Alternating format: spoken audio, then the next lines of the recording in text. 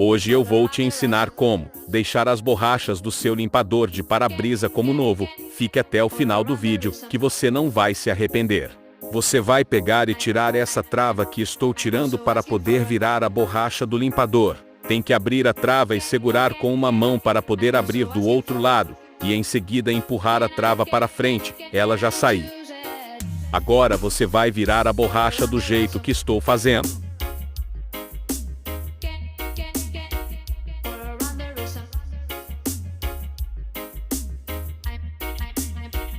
Na sequência é só colocar a trava de volta como estou fazendo.